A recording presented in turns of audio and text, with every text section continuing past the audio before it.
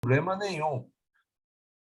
Pronto. Obrigada, Perfeito. Érico. Podem ficar à vontade, gravar, interromper, como É quiser. A só ideia para é bater uso papo. interno nosso mesmo, tá? Eu trouxe uma série de slides, pelo menos a minha ideia é falar aí pelo menos uns 30, 35 minutos, Tá e bom. depois a gente ficar num bate-papo, mas nada impede que em qualquer momento da apresentação eu seja interrompido e vocês podem perguntar, falar o que quiser. O nosso ambulatório começou, como eu estava dizendo, em março de 2015, de maneira oficial. Até então, os pacientes eram tratados pelo ambulatório de endocrinologia, que eu faço há mais de 35 anos aí no Hospital Guilherme Alba. Então, eles eram tratados, entre aspas, como qualquer outro doente, e que eles não são doentes, né? Esse já é um conceito, eu acho, muito importante. Esses usuários do nosso ambulatório não são doentes, não precisam de médico para tratamento, eles precisam de médico para acompanhamento. Hoje a equipe é composta pela Maristela, assistente social, a Cristina, que já se apresentou para você, a nossa psicóloga, a Márcia, que é a nossa enfermeira, a Fernanda, que é colega endocrinologista, que faz o ambulatório, carrega o piano mesmo, e eu também como endocrinologista.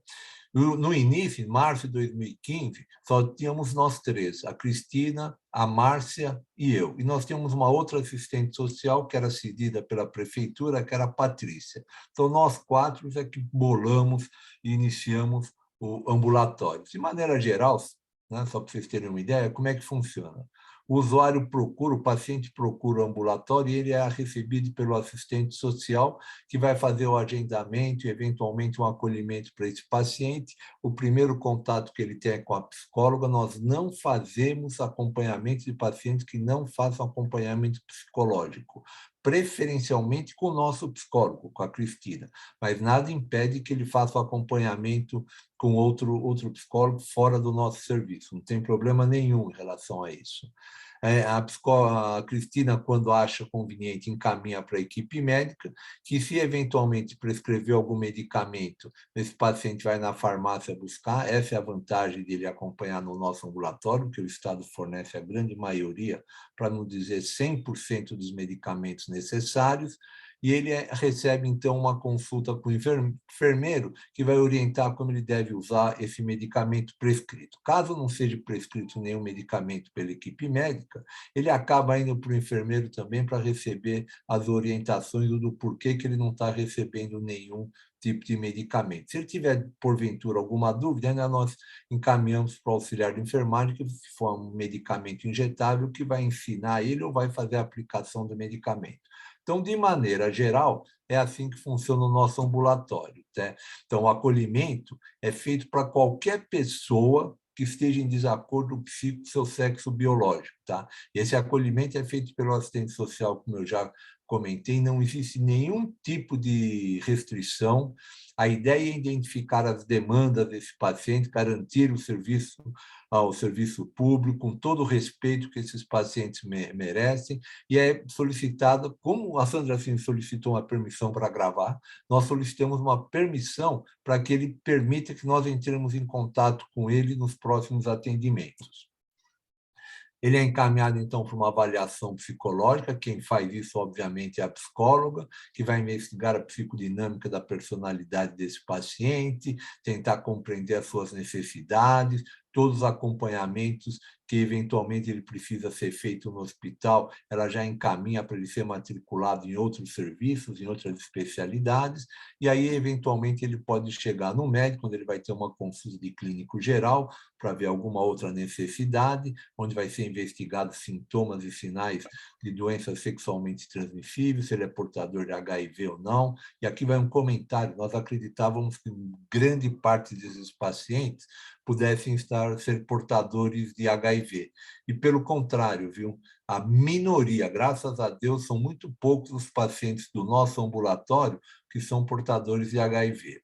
A gente tenta explicar para ele quais os hormônios que a gente usa, quais são os riscos e as doses que esses medicamentos podem proporcionar, os custos e benefícios, assim por dizer.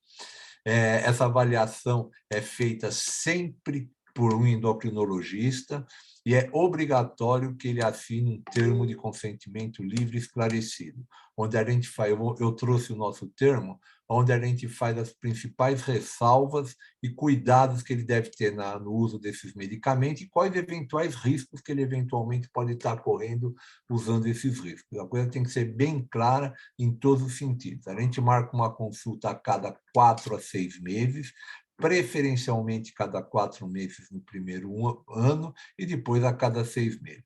Essa é mais ou menos o que a gente tem feito até hoje no hospital do nosso ambulatório.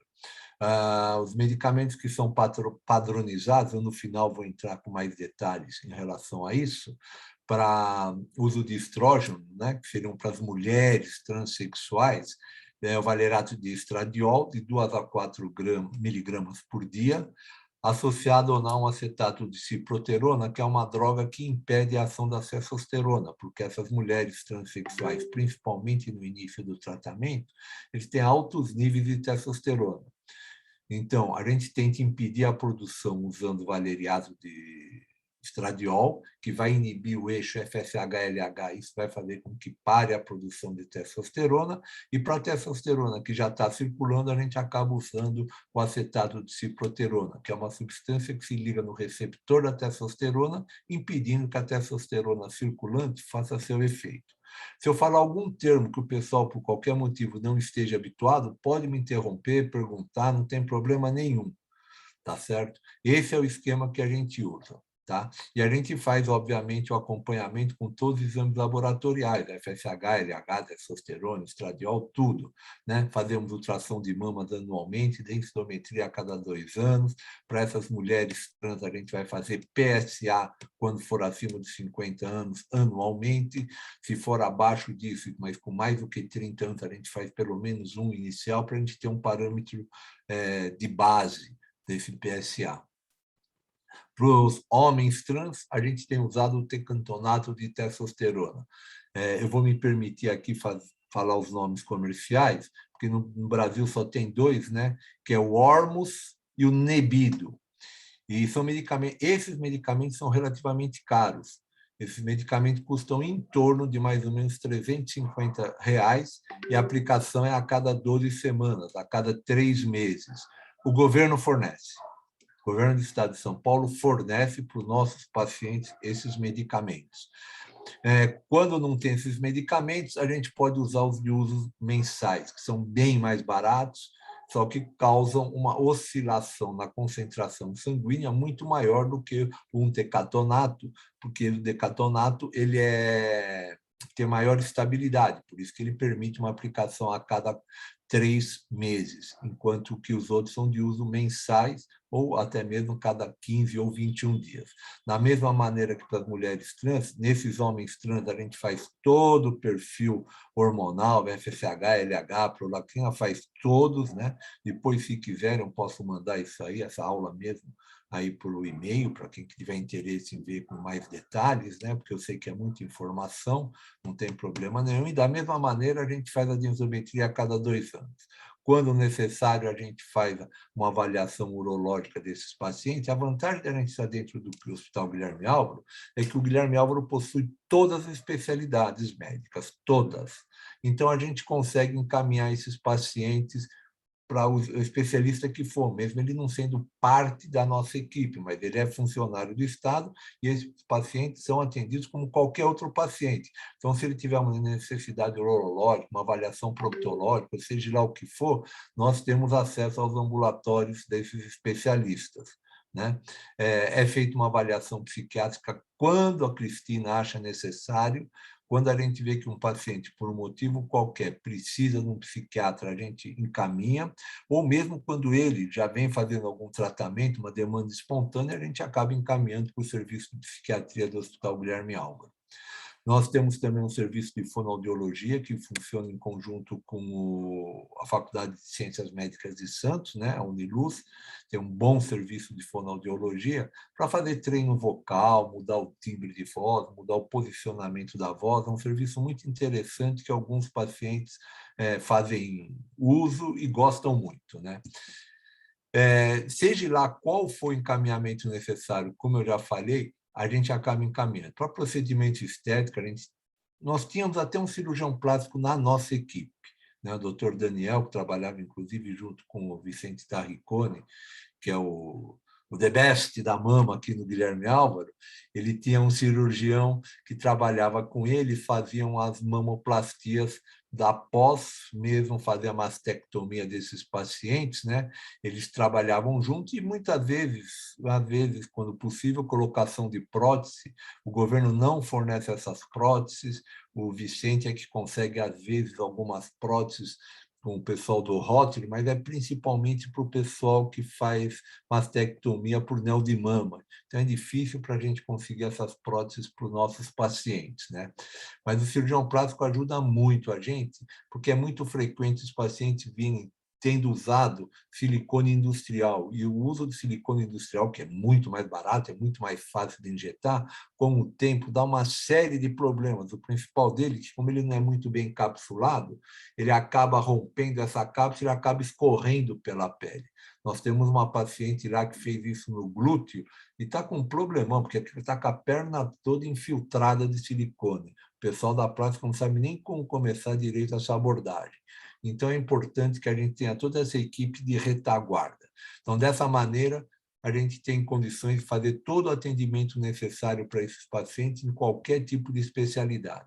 Essa é a ficha de acolhimento, eu só trouxe a título de informação para vocês terem uma ideia, e na ficha de acolhimento fala, mas a assistente social só faz o acolhimento? Não, o acolhimento para a gente é muito importante, porque vai dar uma série de orientações de como vem esse paciente, tá? Se ele já vem recebendo hormônio, se ele já usou hormônio no passado, se ele está usando nesse momento, a gente pede algumas informações sobre a transexualidade dele, se ele sabe que a família sabe, se a família não sabe disso, se ele sabe que a família sabe. Essas informações são muito importantes, porque vocês melhores do que eu sabem a importância do bem-estar psicológico desses pacientes. Nós devemos proporcionar um tratamento médico adequado se ele não estiver bem psicologicamente. Então, essa ficha de acolhimento, que ela é bem detalhada, como vocês podem ver aí, né? Ela é bem detalhada, tem um monte, né?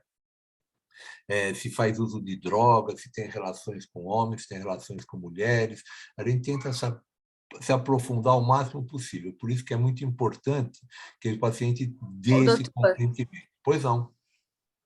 Oi, prazer, viu? Uma honra. Sandrinha, ó, tá fechando o ano com um tema sensacional e mais que necessário. Eu queria saber se nesse acolhimento eles contam realmente, eles falam ou eles dão uma mentirinha e daí com o tempo a equipe descobre, vê, principalmente em relação às drogas, se eles acham que daí eles podem não ser atendidos, se eles têm alguma fantasia, se eu contar alguma coisa. Porque eu atendi, sabe, doutor? Só que eu atendi adolescentes trans e alguns gays também, adolescentes em Salvador, só que na rede de prostituição. E era sobre sigilo, porque eu sou da psicopedagogia, né? E aí eu fazia arte-terapia com eles. E nessa equipe, a gente também, né, da Polícia Federal, tinha esse acolhimento, só que às vezes, muitos, né, como estavam em sigilo, às vezes também mentiam. Aí, com o tempo, com a terapia que eu ia atendendo e outros da equipe, a gente descobria, então você não contou aquilo do silicone, você não contou do crack, da cocaína. Aí eu queria saber, como eles eram adolescentes, para a gente já sacava mais, né? Mas o adulto, esse que eu queria saber. Desculpa interromper. Não, à vontade, é para isso mesmo. A ideia é bater papo. A grande maioria dos nossos pacientes, eu não trouxe a estatística dos nossos pacientes que são atendidos, mas a maioria dos nossos pacientes são maioridade. A grande maioria é acima de 25, 30 anos. A grande maioria. Eu acredito, né, não posso dizer isso com toda certeza, mas a impressão que nós temos é que, na maioria das vezes, eles são muito sinceros. Eles botam fé. Quando eles chegam no nosso ambulatório, eles abrem o jogo. Óbvio que tem muitos pacientes que acontece exatamente o que você falou, por medo de não ser bem atendido, por medo de receber algum tipo de exclusão, ele acaba não contando toda a verdade. Mas a maioria dos nossos pacientes, eles são muito sinceros, mesmo porque a gente dá essa ficha, como vocês estão vendo, ela é bem detalhada, e deixa ele num canto respondendo. Né? E a gente fala, você se incomoda, assistente social que faz esse acolhimento, se eu ler isso aqui, você faz assim, não, a gente procura deixar o paciente bem à vontade. E é óbvio que depende da assistente social. A Maristela está começando com a gente agora, tem menos de um ano, mas a Patrícia, que estava com a gente, era uma moça excepcional. E você sabe que para você dar informações, você depende muito de como está sendo feito esse acolhimento e de quem está sendo fazendo esse acolhimento. Então, a impressão que eu tenho, e esses são mais dados que eu tinha com a Patrícia, é que, na maioria das vezes, não 100%, é óbvio, a gente tem informações fidedignas. Eles se abriam bastante. Né? Mesmo porque, adolescente, eu acho que nós não temos muitos pacientes adolescentes por problemas de legislação, como eu vou mostrar mais para frente. Nós não atendemos muitos pacientes adolescentes, temos muito poucos, acho que se conta hoje em dia na palma de uma mão, se nós temos 5. E eu acho que isso que você comentou muito oportunamente é relacionado mais com adolescente, receio dos pais, não tem um conhecimento ainda das coisas, acha que ele contando não vai ter poder de Às vezes, muitos polícia. estão na rua, né? Exatamente. Eram da rua ou de uma rede de prostituição que estava em sigilo, aí teve denúncia, Então, aí mudou de estado. É isso mesmo. Continuando, mas podem me interromper a hora que acharem necessário ou conveniente. Né?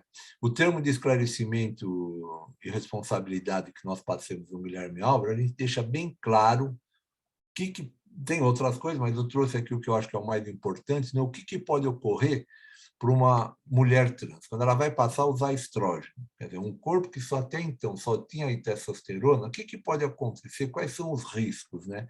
Então, a gente tentou listar, isso já tem grande parte, obviamente, na literatura, não tiramos da nossa cabeça, os principais riscos. Né? Então, por exemplo, diminuição de suor e mudança do cheiro do corpo, né? Diminuição da fertilidade, isso é não só da fertilidade, mas no caso das mulheres trans, principalmente da libido, porque um dos principais hormônios da libido é a testosterona, e nós vamos diminuir e impedir a produção dessa testosterona. Então, esses pacientes, as mulheres trans, falam, pô, até então eu tinha uma disposição para o sexo muito maior do que a que eu tenho hoje. Isso realmente acontece. Esse é um dos grandes problemas para aquelas pacientes, mulheres trans, que vivem de prostituição ou estão em outra situação que precisam ter a libido mais aflorada. Né?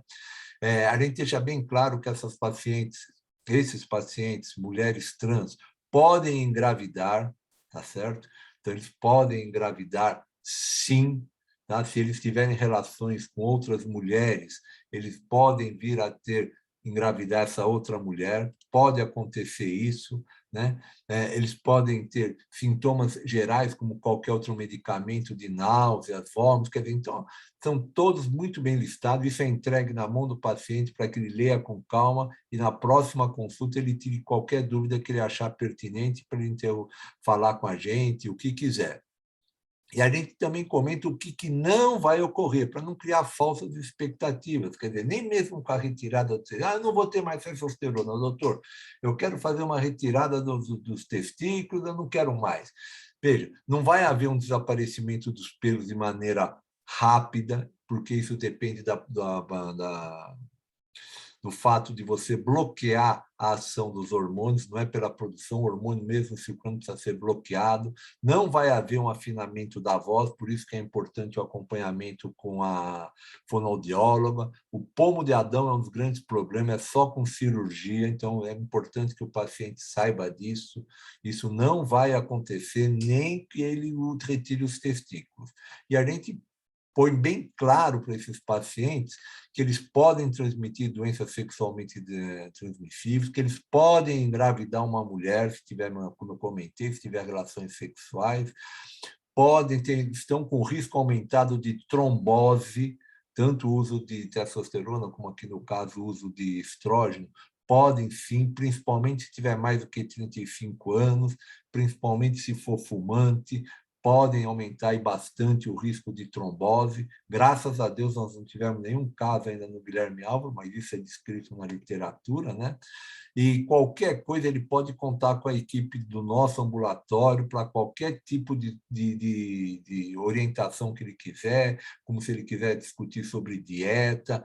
Todo medicamento ele tem que ser muito honesto com a gente, porque tudo que ele for utilizar, erva, seja lá o que for, ele tem que comentar com a gente, porque às vezes pode haver alguma interação, tá certo? Dando de drogas mesmo, ou no sentido de ervas. Esse pessoal costuma usar muito coisas assim, naturais, entre aspas, porque natural como se viesse da natureza, e nem sempre isso é natural. É natural para a natureza, mas não é natural para a gente. Uma série de ervas que são da natureza são danosas para a gente, né? E que mesmo que ele conte, seja lá o que for, isso não vai impedir a gente de fazer o tratamento dele, ele pode ficar super à vontade, em nenhum momento isso vai ser usado para impedir o tratamento, que ele tem que tomar o medicamento como foi prescrito, tá? Não adianta ele exagerar na dose, porque o estrógeno, principalmente em pacientes mais obesos, ele é transformado em testosterona pela aromatase periférica. Então, se ele usar muito estrógeno, ele pode vir a ter problema. Isso, vocês vão ver mais para frente, o consenso norte-americano, que não é um consenso, são recomendações da American Society, eles recomendam uma dose muito maior do que é o preconizado pela legislação, nós não temos consenso brasileiro, muito maior lá fora. Então, eles veem na internet, mas lá fora o pessoal usa 4, 6 miligramas por dia de estrógeno. O senhor está me dando 2, 3 miligramas, eu vou usar mais. Por quê? A gente tem que explicar o problema de legislação e o risco que tem de ele usar uma dose muito grande de estrógeno, que vai acabar se transformando em testosterona, né? Ele tem que se comprometer a fazer os exames que a gente solicitar, que a gente solicita exame no primeiro ano, como eu já comentei, a cada 4 meses, depois a cada 6 meses. Isso é super importante para a gente, para que a gente possa manter o nível hormonal desses pacientes dentro de um efeito, entre aspas, fisiológico, né? O nível como se fosse uma mulher, no caso das mulheres trans. Então, a gente tem que manter o estrógeno dele, não pode ficar muito alto, né? E que, se eventualmente nós já tivermos até um caso, a gente achar algum distúrbio muito importante no paciente, a gente pode interromper e ele tem que assinar que ele está ciente disso.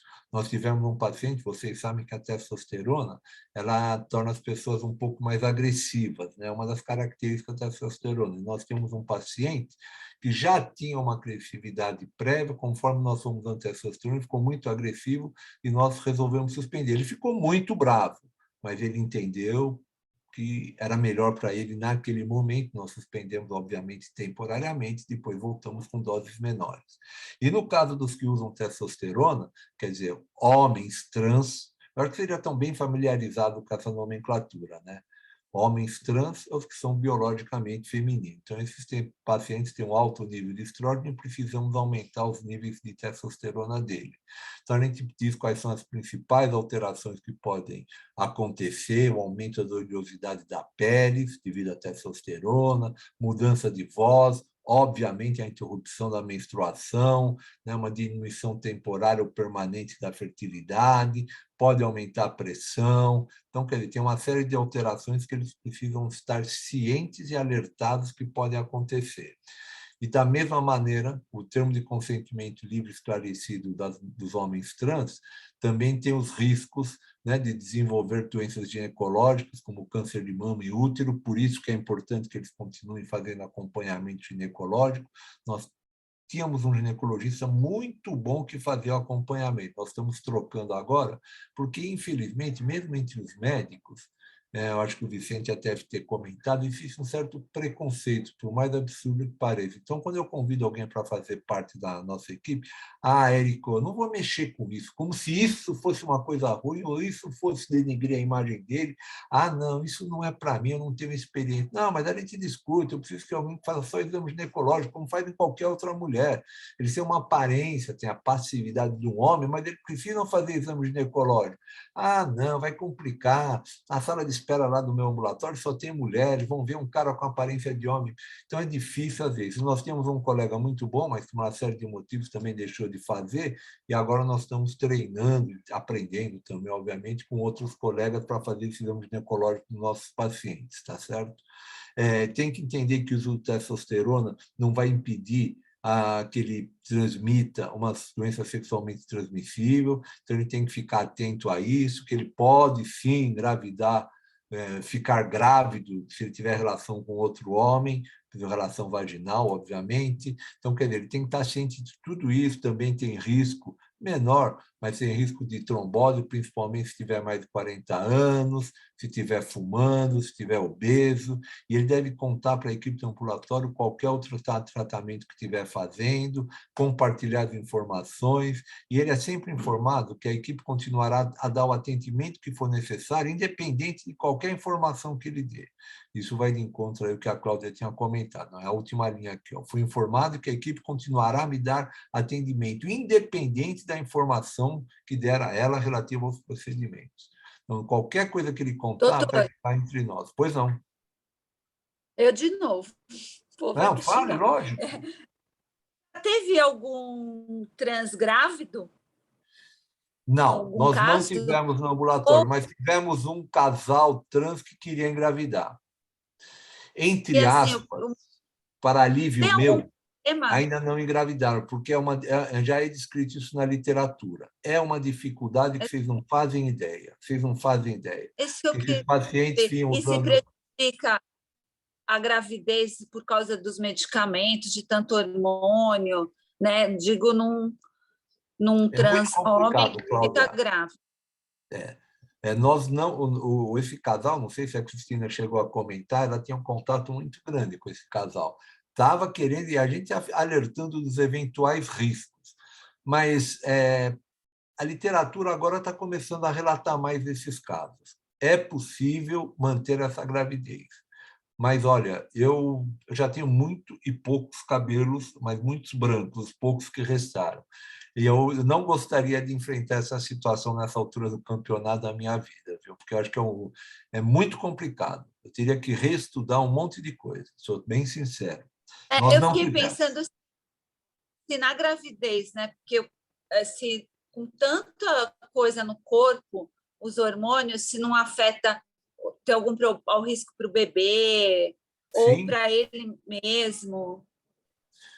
O risco para o bebê é muito grande, porque, veja, são, vamos dizer, essas mulheres que são homens trans estão sob um regime muito grande de testosterona. E a gente sabe que o excesso de testosterona na criança que está sendo formada, e existem patologias que isso acontece, a hiperplasia congênita suprarrenal, por exemplo, faz com que o feto que for gerado, se for um feto X, quer dizer, uma mulher, vai ter uma virilização, vai ter aumento de clítoris ao nascimento, vai ter uma virilização, que se já chama. Se for um feto XY, vai ter puberdade precoce. Então, é uma coisa muito complicada administrar e seguir esses pacientes. Eu nunca tive, não tive, mas a literatura já tem relatado alguns casos disso aí, sim.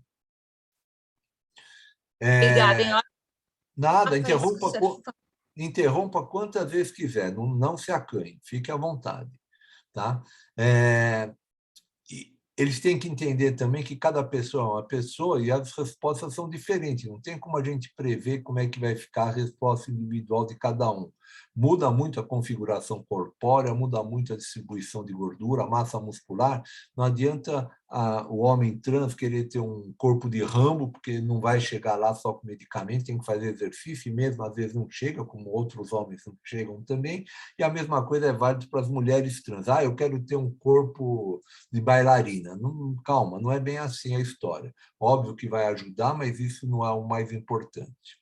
Então, esse é o termo de consentimento livre e esclarecido que a gente faz com que 100% dos pacientes assinem. Isso é muito importante, tanto com o nome de registro quanto o nome social. Quando necessário, a gente faz um relatório endocrinológico. Mas eles vão perguntar, pô, beleza, vocês montaram isso, mas montaram isso baseado em quê? Onde é que vocês estão apoiados para isso, já que não tem um consenso brasileiro e tudo mais, né? Na realidade, nós começamos apoiados na portaria 457, né, que é de 2008, que, na forma de diversos anexos, regulamentou esse processo transexualizador no Sistema Único de Saúde, no SUS. É óbvio que eu não vou ficar aqui lendo, mas eu peguei algumas coisas que são importantes, né? No anexo 1, ele fala sobre as normas de credenciamento, a da habilitação, quais hospitais que poderiam fazer isso, que iriam ter um formulário de vistoria, que vai ter as diretrizes de atenção especializada no processo transexualizador, a relação dos serviços tem que ter expertise, tem que ter profissionais capacitados para isso, né? E eles definiram quais são as unidades que poderiam ter isso. E, basicamente, exigiam 5 condições: ser um hospital de ensino certificado, Parará, Peré, Hospital Guilherme Álvaro ser um hospital contratualizado com o SUS, quer dizer, o Hospital Guilherme Álvaro atende SUS, então preenchia isso também, estar articulado e integrado ao sistema de saúde local e regional, o Guilherme Álvaro também está articulado e integrado, dispor de estrutura de pesquisa e ensino dos organizadores, o Hospital Guilherme Álvaro é ligado à Faculdade de Ciências Médicas de Santos, e ter adequada estrutura gerencial capaz de zelar pela eficiência, eficácia e efetividade das ações prestadoras. Nós tínhamos tudo isso, né? As atribuições seriam na integridade da atenção, nós atendemos toda a especialidade, na humanização, constituir uma equipe interdisciplinar e multiprofissional, vocês viram que foi a primeira coisa que eu apresentei, nós temos uma equipe multidisciplinar e interdisciplinar das diversas disciplinas, tá certo?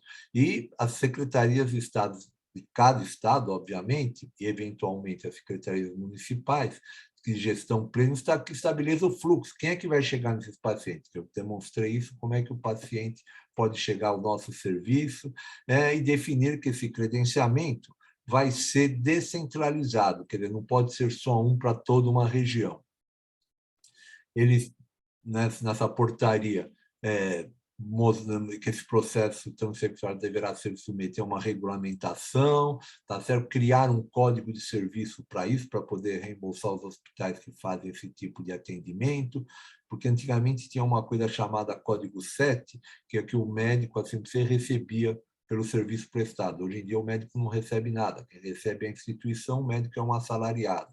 Então, eles criaram esse código para a instituição, e um procedimento específico para o tratamento hormonal pré-operatório. Não pode chegar lá só para operar sem ter feito tratamento pré-hormonal anteriormente. Então, isso está na portaria. Eles criaram um procedimento específico para a cirurgia, tá certo? Tudo deve ser feito através das famosas APACs, que é a autorização de procedimento ambulatorial, como qualquer outro procedimento. Não sei quem é que trabalha com saúde, mas sabe que hoje em dia só é possível fazer as coisas com a APAC. E os que não mantiverem o cumprimento dessa portaria seriam desabilitados, tá certo? E seriam feitos gestões para os recursos orçamentários nesse sentido, para serem repassados para o Ministério da Saúde, e essa portaria, vamos dizer, entrava em vigor na época da sua publicação. E quais eram os serviços realmente que tinham expertise e que foram habilitados e credenciados? Porque o nosso serviço não é nem habilitado nem credenciado, o nosso serviço é autorizado a funcionar. Coisas completamente diferentes, depois a gente pode discutir. E no Brasil, somente 4 universidades tiveram seus serviços credenciados e habilitados: a Universidade Federal do Rio Grande do Sul, a Universidade Estadual do Rio de Janeiro, a Universidade de São Paulo, o HC, né? E a Universidade Federal de Goiás. Somente esses 4. Nós tentamos, mas não conseguimos ser credenciados.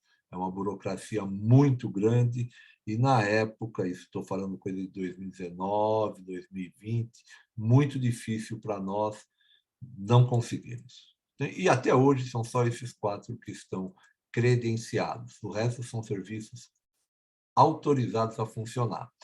Mais recentemente, veio as publicações da Conitec. A Conitec, que é a Comissão Nacional de Incorporação de Tecnologia, é o órgão mais importante, ele é que dita o que vai ser e o que não vai ser aprovado.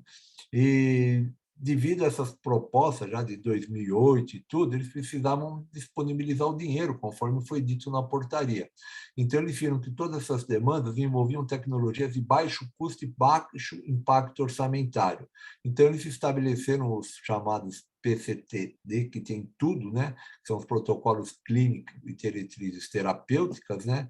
E que viram que, na revisão daquela portaria, da 457, eles iriam autorizar mastectomia simples ou bilateral em usuários, né, do processo transexualizador, histerectomia com anexectomia, iam autorizar cirurgias complementares de redesignação sexual e administração de hormônio, iam fornecer isso aí. Então, isso aí somente em 2014 para cá é que foi, vamos dizer, dado dinheiro para isso, né? E eles fizeram um levantamento na época que ficou muito aquém das necessidades. Eles acreditavam que, precisando de mastectomia, nesses 4 serviços, olha só que absurdo, nesses 4 serviços, eram 25 pacientes por serviço. Só nós, no Guilherme Alves, temos uma fila muito maior. O Dr. Vicente Arriconi, para nós, já deve ter feito muito próximo disso, só ele. Então, quer dizer, foi subdimensionado, pagava um valor relativamente pequeno, de 925, então eles estimaram que se cada serviço tinha 25, tinham 4 serviços credenciados, então teriam 100 por ano, 92 mil, é muito pouco, é muito pouco. Por isso que é difícil manter uma coisa dessa. Esterectomia, vejam só. Oi, pois não.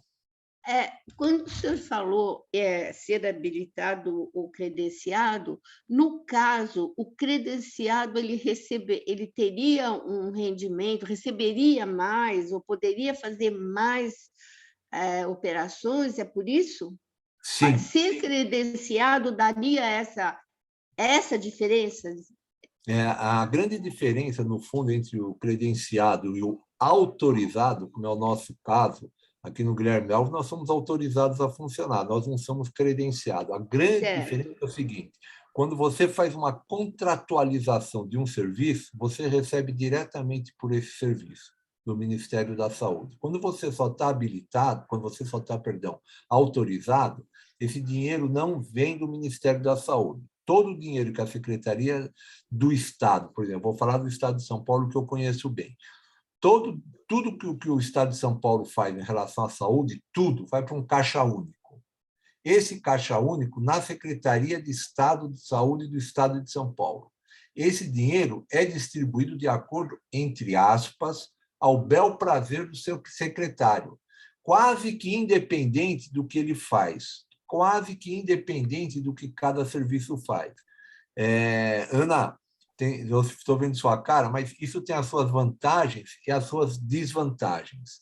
Entre aspas, a desvantagem é que se você não vai receber por um serviço que você está fazendo, tá? Essa é uma desvantagem. Mas a vantagem é que, às vezes, você precisa fazer, por exemplo, uma grande reforma e não tem dinheiro para isso. A Secretaria do Estado pode te mandar o dinheiro, independente de você ter feito alguma coisa ou não para receber aquele dinheiro.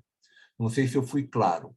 A Secretaria de Estado, na maioria dos estados, distribui o dinheiro conforme as necessidades de cada unidade e não conforme a sua prestação de serviço.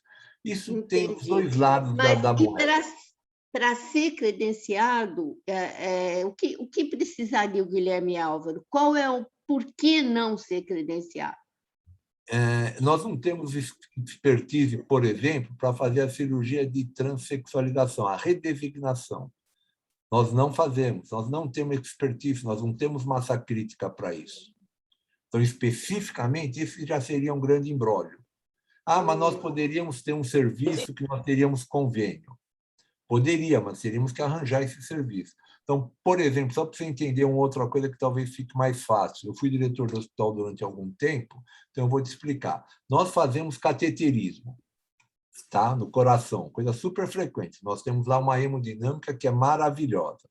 Na mesma situação, nós somos habilitados, não somos credenciados. Por que nós não somos credenciados? Porque nós não fazemos cirurgia cardíaca. Se der uma complicação, nós temos que encaminhar para outro serviço. Aqui em Santos, o único serviço que é credenciado é a Santa Casa. E esse credenciamento depende de um certo número populacional. Só pode ter credenciamento de hemodinâmico para cada 500 mil habitantes. Então, Santos só tem um mesmo. E, teoricamente, é suficiente. Na prática, a gente sabe que não é. Ah, mas São Paulo tem 5, 6, 7. Lógico, tem muito mais milhões de habitantes. Só essa tabelinha já mostrou que não é, né, professor? Não é. Não é mesmo. Mas essas contas eles é que fizeram sozinhos, sem chamarem ninguém. Entendeu? A gente acredita que quem deu assim, um pouco de suporte técnico para eles foi a Universidade Federal do Estado de Goiás, né? Mas também não foram muito ouvidos. Estavam lá, mas também não foram muito ouvidos. Né? É aquele, conforme informado pela cirurgiã responsável do serviço habilitado pelo processo, né, da Universidade Federal de Goiás, dos 100% dos casos operados de redesignação sexual do sexo masculino, 50 desses realizaram cirurgia complementar de redesignação sexual. Portanto, se considerarmos a produção de 2011, que foi de 46, nos 4 serviços, olha só, entenderam a conta que eles fizeram? Mas por que não foi feito mais? Não foi feito mais porque não tinha gente que fizesse.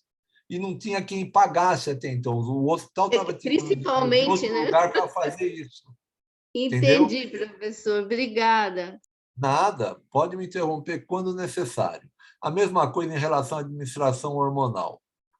Veja, eles fizeram os cálculos para esses 4 serviços, mas nós também temos.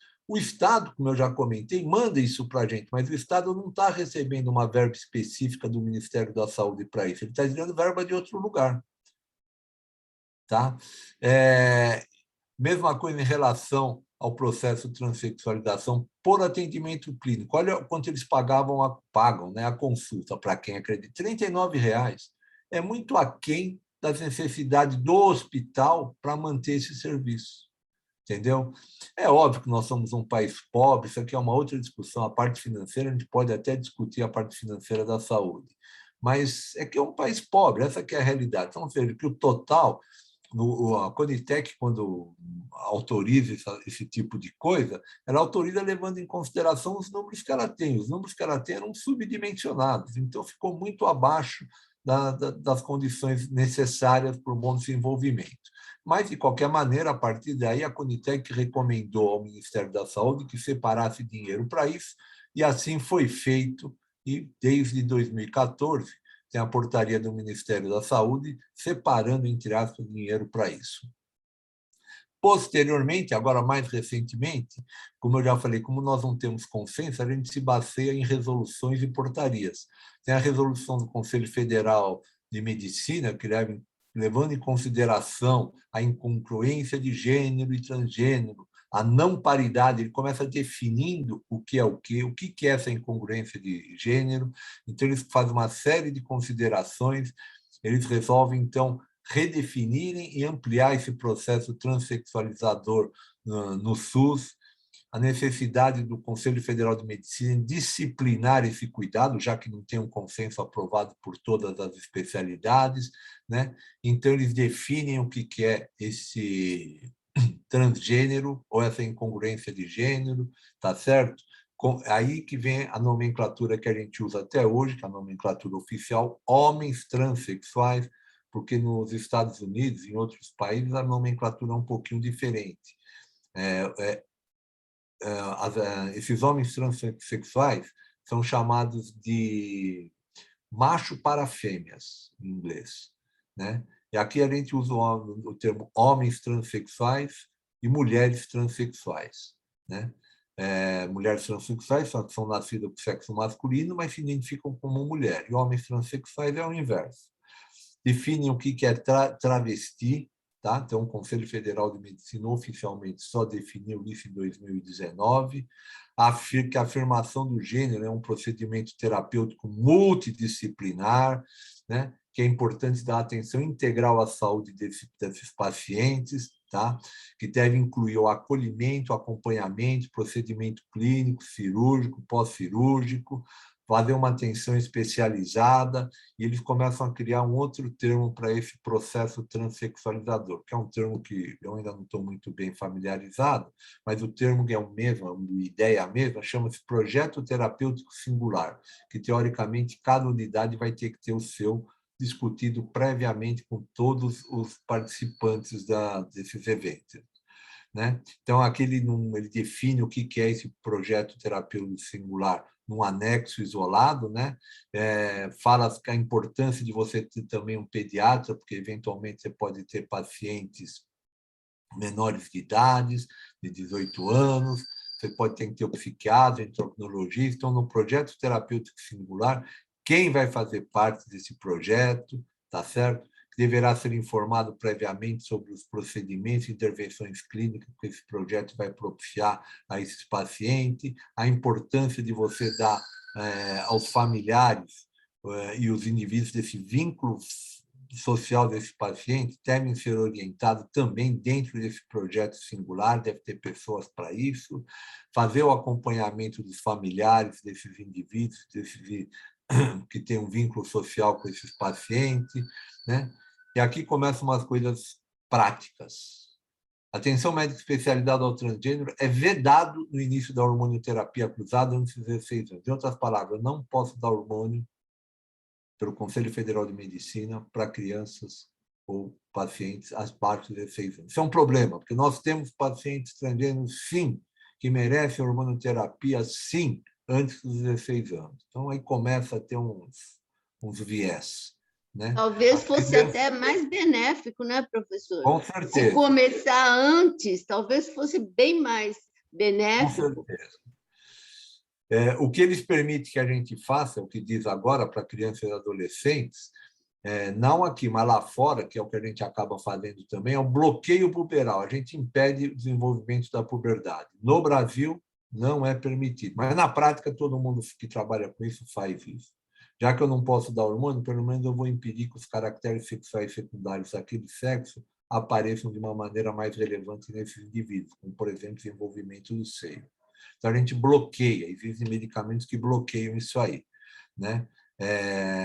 Ele só permite isso depois dos 16 anos e, após os 18 anos, o uso de hormônios cruzados. Né? Exceto... O senhor acha que vai liberar, doutor? Eu acho o quê? O senhor acha que o Brasil caminha para a liberação? É muito complicado? Não, caminha para a liberação. Caminha para a liberação.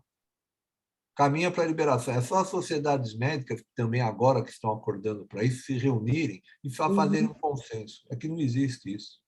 Mas porque os jovens não demorem muito, não. Os adolescentes ficam muito revoltados, porque eu tenho uma amiga que a filha se identifica agora transgênero masculino, né? A gente conhece desde criança, a gente até, mas nunca foi assim, mas ok, tudo bem. E ela está muito revoltada, porque ela não se aceita, e ela não quer ir na praia. E agora está indo para os 18 anos, né? Você falou tudo, Cláudia, exatamente. Revolta mais ainda esses pacientes. É óbvio que a portaria exclui os pacientes que têm doenças, né? As puberdade precoces, ou mesmo pseudo-hermafrodites, doenças endocrinológicas, que isso acontece com frequência, que você pode sim usar hormônio cruzado, são exceções. Então, novamente, o que é permitido realizar hormonioterapia somente a partir dos 16 anos. Eles deixam isso bem claro. E cirurgia, só após os 18 anos. É proibido qualquer procedimento cirúrgico antes dos 18 anos. Vocês sabem melhor que eu, que está cheio de moça aí com seio, entre aspas, volumoso, que precisa fazer a mastectomia, vai se beneficiar da aparência física, quer dizer, isso é um absurdo, mas, como você já comentou, eu acredito que a tendência disso é mudar. Então, isso é o que nós temos aqui no Brasil. Aqui ele explica com detalhes que não vem ao caso, né, o que é o projeto terapêutico singular, né, que tem que ser com equipe ambulatorial, são os responsáveis, quem é que deve fazer isso, que o médico deve fazer um exame clínico, físico, um exame psíquico completo nesses pacientes. Então, ele define direitinho, fala sobre a hormonioterapia em crianças pré-púberes, né, que é vedada a qualquer tipo de hormônio, como nós já comentamos. Nos adolescentes, você pode fazer, o que eu já falei, o bloqueio puberal, tá? Esses análogos dos liberadores de gonadotropina, isso o governo também fornece, que são substâncias relativamente caras. Nós temos alguns pacientes já usando, né? E a hormonioterapia cruzada é a forma ideal, mas só pode ser feito depois dos 16 anos, tá certo? Como esses pacientes também é frequente de se automedicarem com hormônios e tudo, usar o silicone industrial, como eu já citei, faixas peitorais e tal, é importante que esses pacientes, mesmo sem receber hormônio, fiquem com a gente para eles poderem serem bem acompanhados, não ficarem, entre aspas, como a gente costuma dizer, fazendo besteira por aí. Então, é importante que a gente fique com esses paciente. Aqui ele faz algumas considerações sobre o bloqueio puberal, sobre a hormonioterapia cruzada nos adolescentes, né? E a partir dos 18 anos, sim, essa hormonioterapia cruzada é permitida, tá certo? Tem que ser prescrita por um médico endocrinologista ou, eventualmente, um ginecologista ou urologista com expertise no assunto, né? A ideia é reduzir os níveis de hormônios endógenos do sexo biológico, estabelecer uma hormonioterapia adequada que permita os níveis fisiológicos, por isso que é importante fazer aqueles exames que eu já falei de maneira periódica. Ah, mas estou super bem, estou me sentindo... Não, tem que fazer os exames sim, porque a gente tem que manter isso dentro de níveis fisiológicos, né? As doses, como eu já comentei, são variadas. Aqui, tanto é que nessa resolução do Conselho Federal de Medicina, ele não fala em doses, né? Ele cita quais somente que podem ser usadas, que é a testosterona, né? O estrógeno, o antiandrógenos, né? Mas existem outras drogas que eu pus no final que a gente também usa. Então, não é só estrógeno, andrógeno e o acetato ciproterona, que é o antiandrógeno que a gente utiliza com mais frequência. Existem outras drogas que podem ser utilizadas, como o espironolactona, que também tem um efeito inibitório sobre a ação da testosterona, tá certo? A pessoa tem que demonstrar que está entendendo o esclarecimento, né? Quando você faz esse esclarecimento, ela tem que compreender os efeitos esperados, os colaterais, por isso que a gente pôs aqueles alertas, nós temos aqueles alertas no nosso TCLE, a importância do acompanhamento psiquiátrico, como eu já falei, nós não fazemos tratamento para quem não faz acompanhamento com um profissional da saúde mental, nós temos nosso psicólogo, mas nada impede que seja eventualmente um psiquiatra, tá certo? Esses pacientes, quando adultos, eles estão sob uma vulnerabilidade psicossocial muito intensa. Então, é frequente que esses pacientes tenham distúrbios psiquiátricos, depressão, dependência de álcool. É frequente isso acontecer devido a essa vulnerabilidade que esses pacientes estão submetidos. Então, as avaliações psiquiátricas são muito importantes, tá? Cirurgia, é proibida a cirurgia nos pacientes menores de 18 anos, tá certo? E os procedimentos que são aprovados pelo Conselho Federal de Medicina, do masculino para o feminino, é somente a neovulvovaginoplastia e a mamoplastia de aumento. E os do gênero feminino para o masculino, a mamoplastia bilateral, a histerectomia, a ovorectomia, retirada do útero e dos ovários, tá? A neovaginoplastia, que pode ser realizada até junto com a histerectomia, e a falanoplastia. A metoidoplastia, que é a retificação e alongamento de um clítoris já existente, né? Esse é o ideal. Esse é o ideal que deve ser feito. A neofaloplastia, quer dizer, fazer um novo fálus, um novo pênis, com retalho do antebraço, o retalho é considerado experimental. E para você fazer isso, tem alguns serviços lá fora que fazem, nós em Santos não temos expertise para isso, você tem que ter no sistema do CEP-CONEP, que é o Comitê de Ética em Pesquisa. Então, isso tem que estar registrado no Comitê de Ética e Pesquisa da instituição e no Conselho Nacional de Ética em Pesquisa Médica, porque isso ainda é considerado um procedimento experimental, tá? Nós não fazemos aqui, então a minha experiência, obviamente, é zero com isso.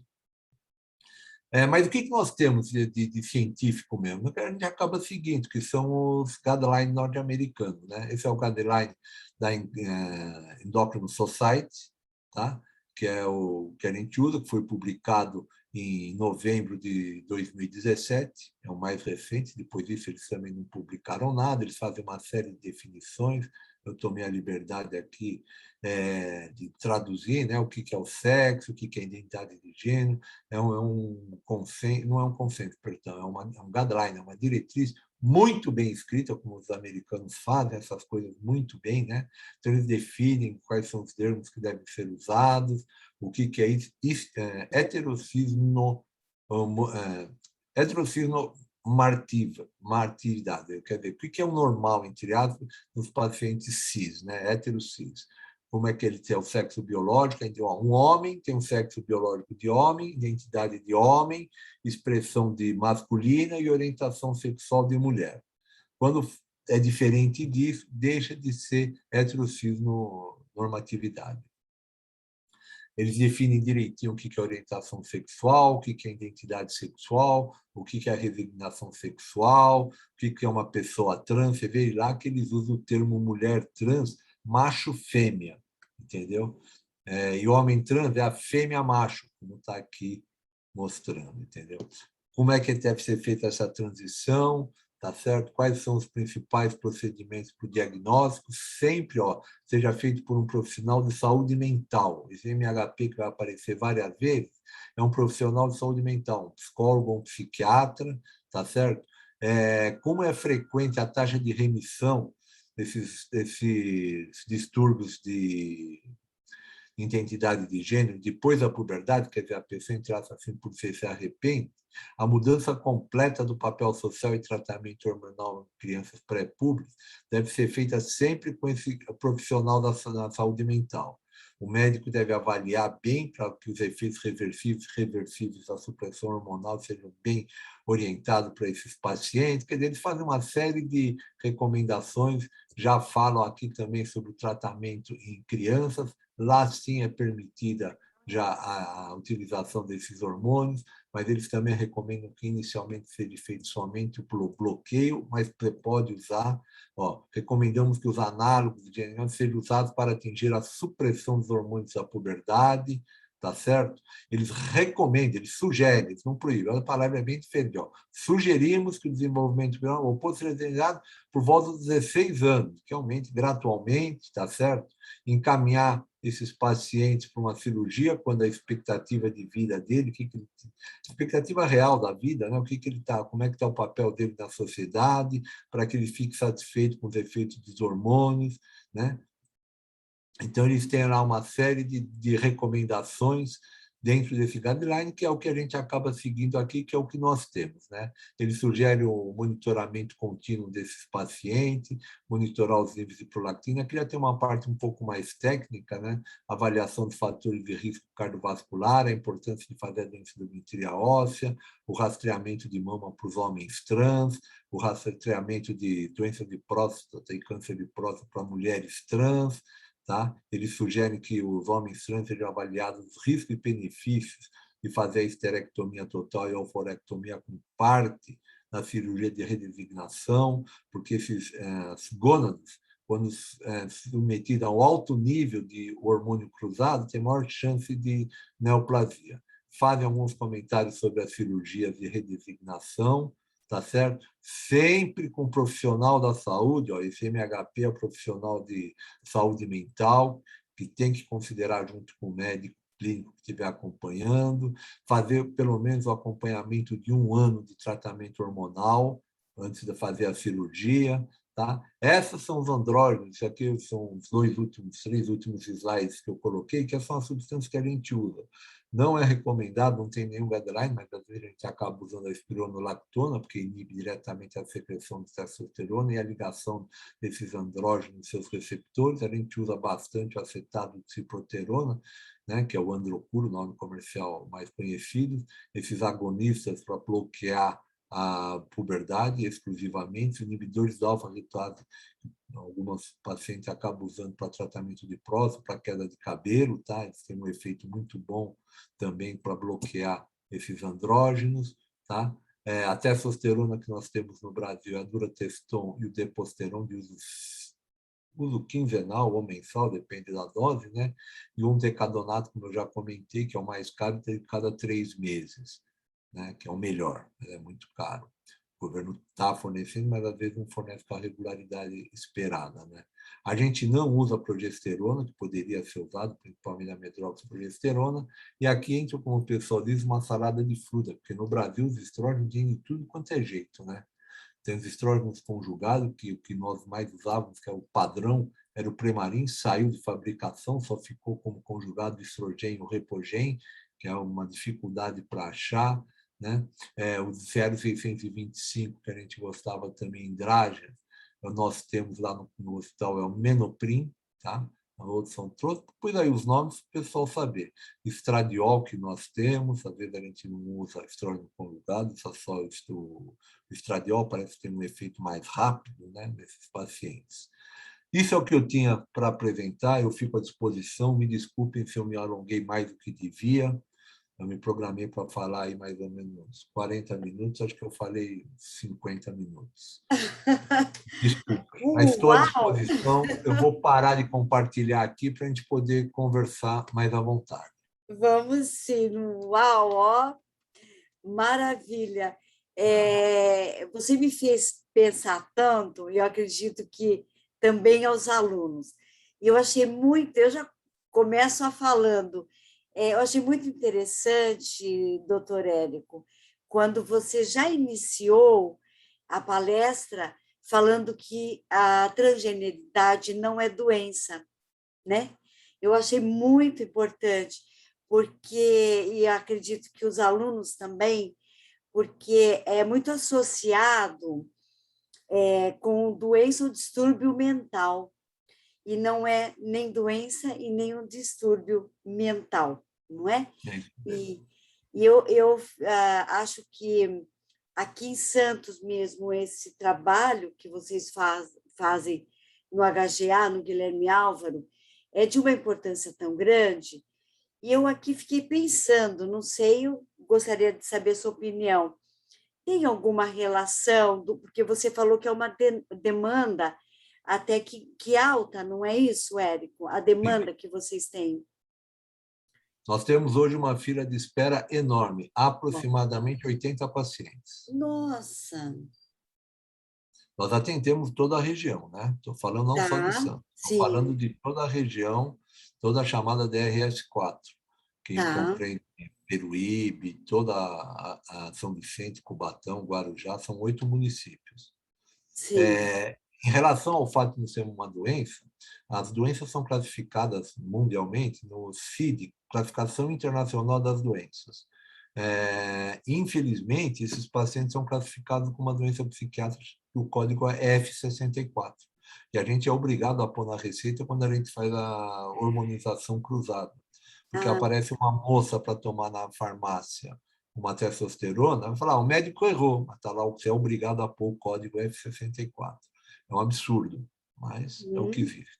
Então, a gente, na nova classificação, que vai ser o CID-11, que ainda não foi lançado, mas já tem a promessa de não constar isso como distúrbio psiquiátrico.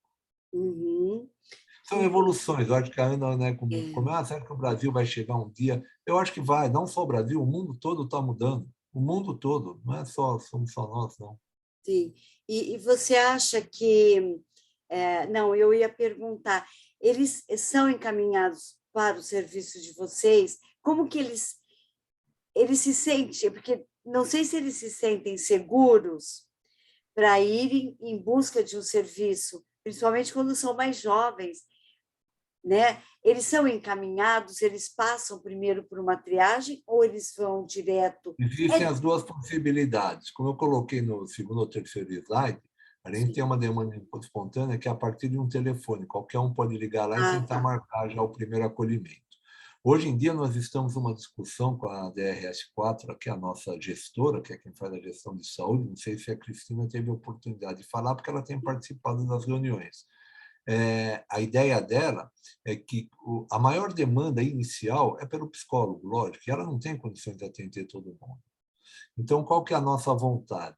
É que os diversos municípios tenham psicólogos que façam essa triagem inicial, se necessário, encaminhem para ela, ou eles mesmos, esses psicólogos que estão nas pontas, encaminhariam para o médico.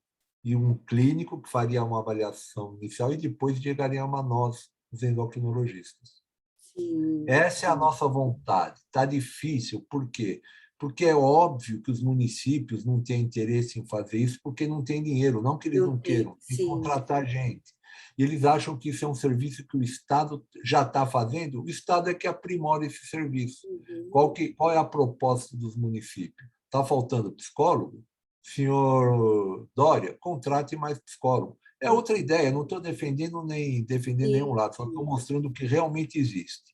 Não sei se a Cristina chegou a entrar nesse não, acho que não, detalhe. né? Ela participou da reunião e a ideia dela, ela se Ah, predispôs a qualificar esses psicólogos para que possam fazer esse atendimento inicial e ficar de olha, retaguarda quanto necessário.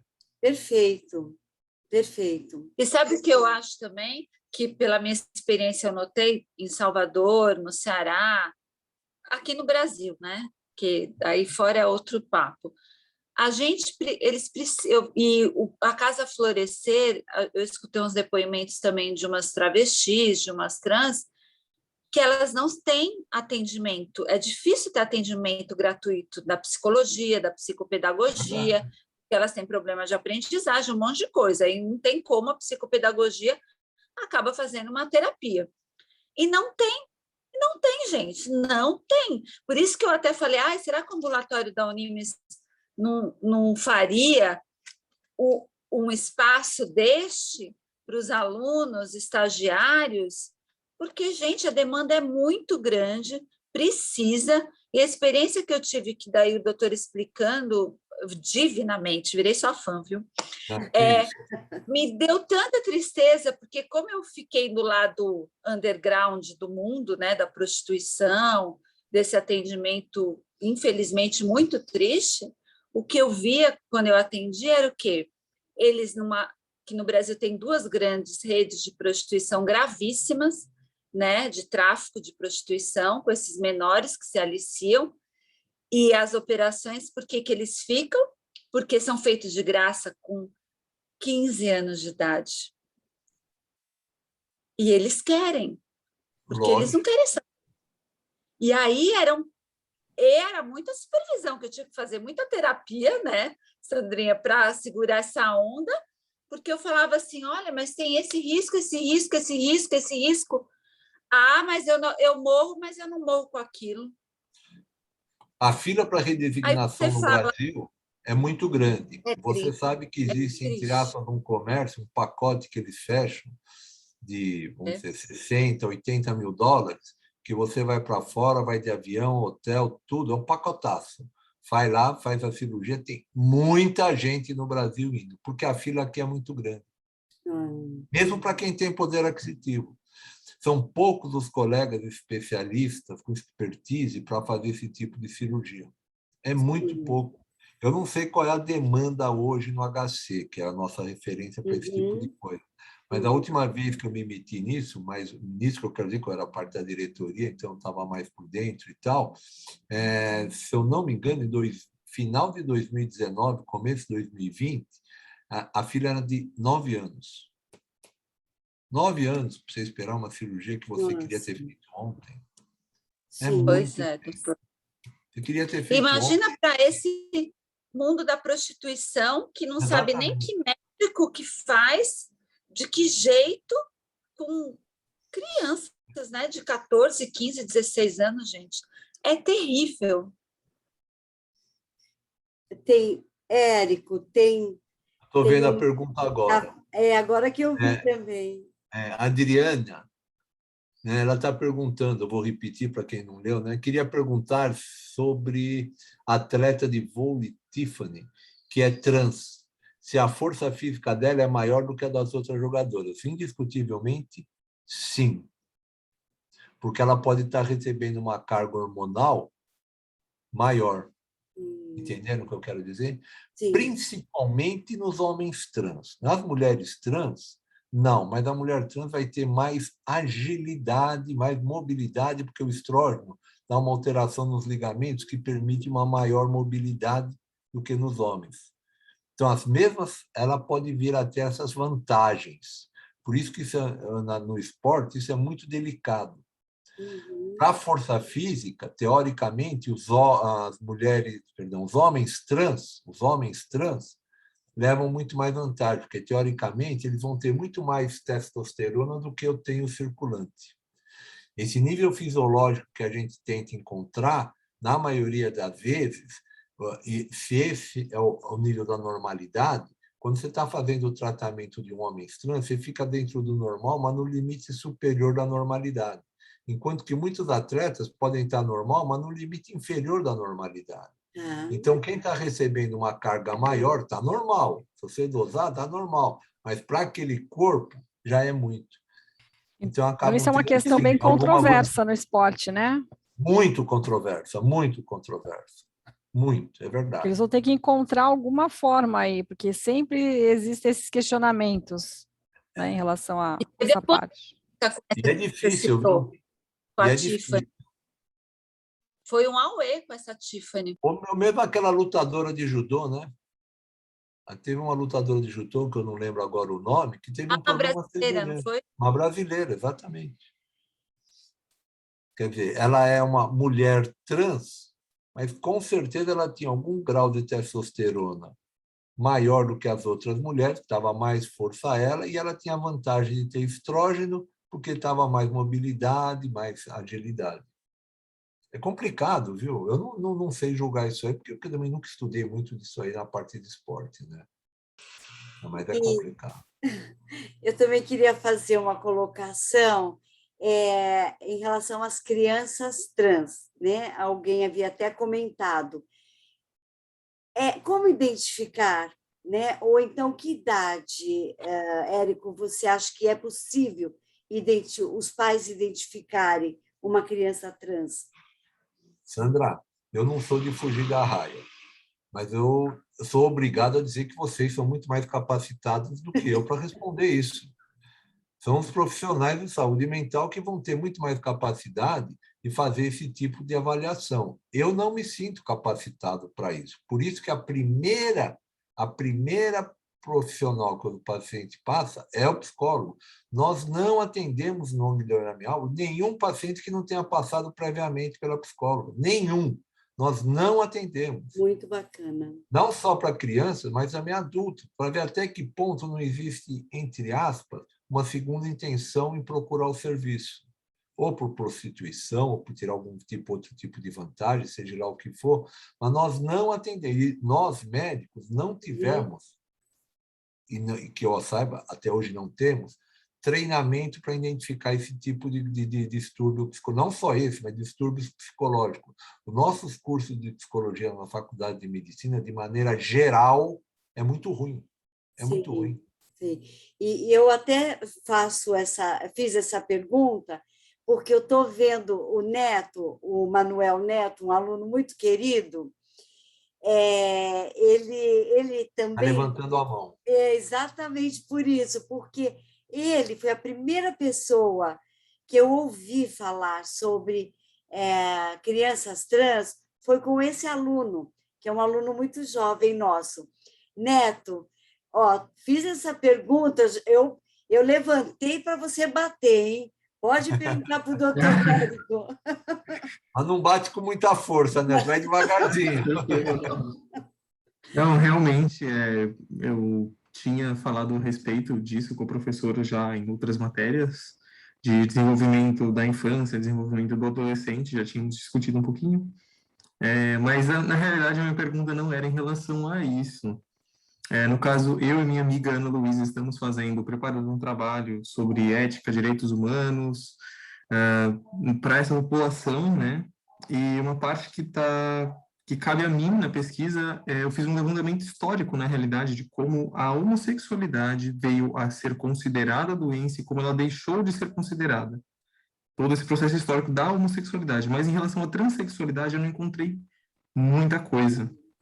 Eu sei que parece que tem algumas intersecções ali, algumas coisas que antigamente meio que era tudo colocado no mesmo rolo, então tem mais especificamente desse tema eu não tenho. Eu gostaria de saber se você tem alguma fonte ou então se tem alguma informação a respeito.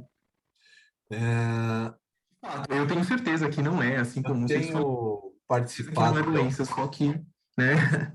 Então, Eu pode tenho falar. participado de alguma live, dado algumas aulinhas aí, e tem um grupo, que eu esqueço o nome, tem tanto grupo hoje em dia, que faz aula para o Brasil todo.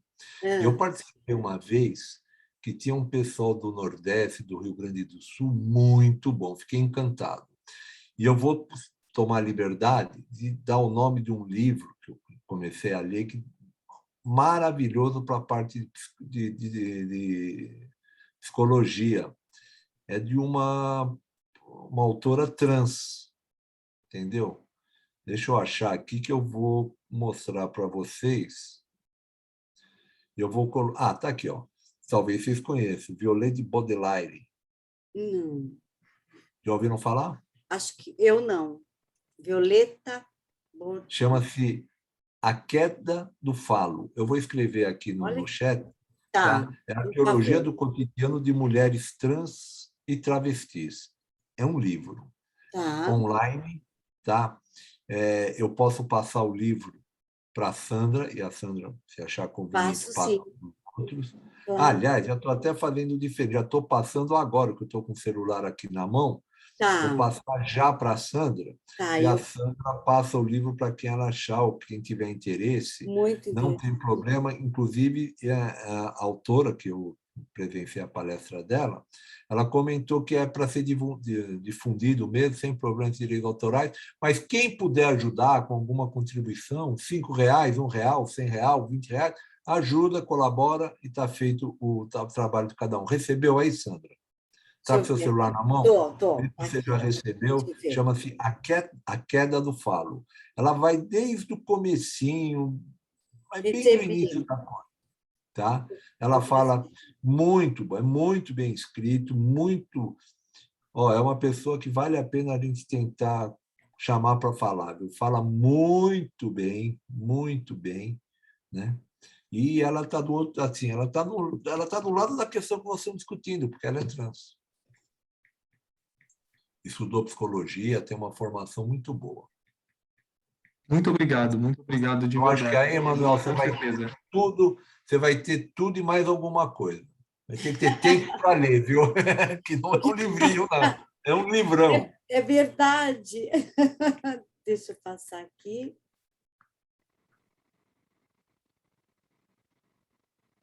E eu queria também te perguntar, bom, se deixar, vai ser um sarau. Quando a família, qual o papel vocês, né, do grupo, da equipe, desculpa, que percepção que vocês têm do papel da família junto com esses pacientes? Cada vez mais a gente vê que as mães aceitam com muito mais facilidade do que os pais. E a aceitação da família de uma maneira geral, tem sido muito maior do que quando eu comecei a trabalhar com isso. Uhum. De maneira geral, eu sinto... sua amostra está viciada, pode até estar. Mas eu sinto que hoje em dia as famílias estão aceitando mais e as mães aceitam, de maneira geral, muito mais que os pais.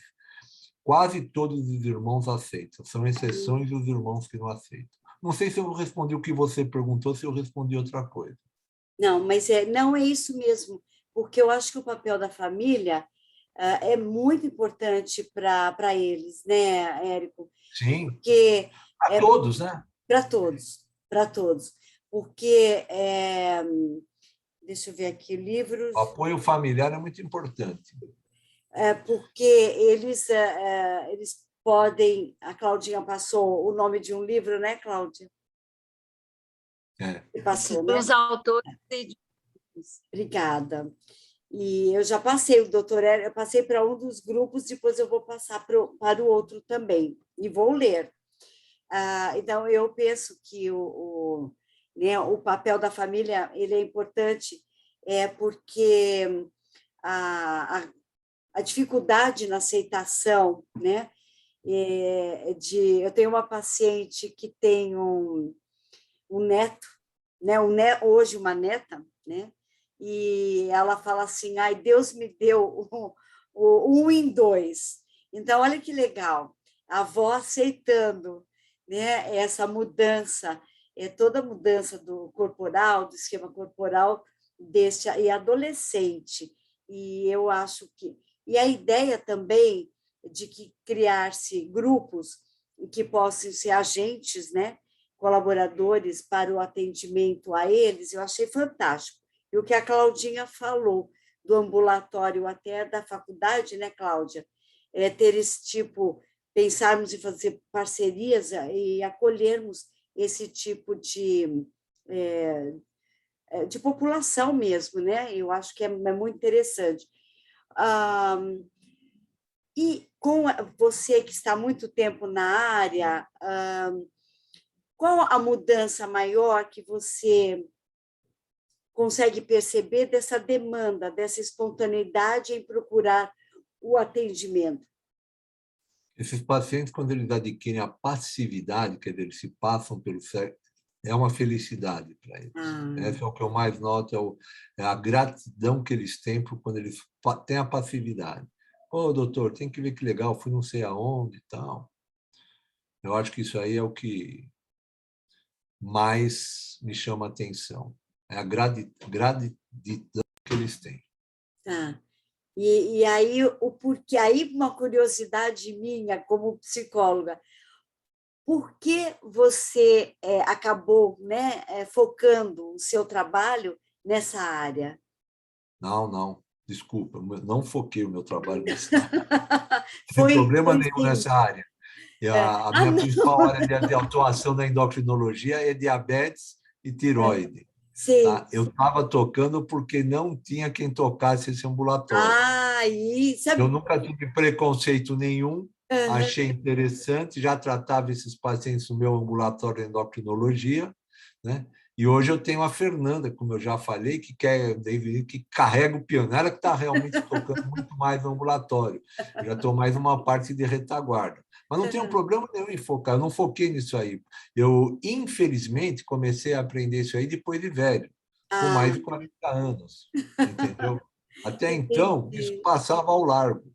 Mas Uhum. nunca tive preconceito, graças a Deus, quando surgiu a oportunidade, vi que podia ajudar, comecei a ajudar dentro do ambulatório de endocrinologia, foi indo, até que em 2015 o governo falou, pô, escuta, precisam fazer alguma coisa, aí vamos fazer um projeto piloto.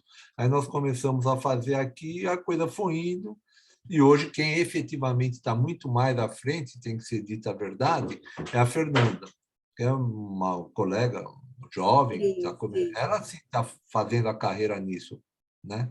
sim. Mas Mas sabe, não comecei com isso. Mas não teria problema nenhum não, em começar, não. sim, sabe por quê, doutor Érico? Porque a própria...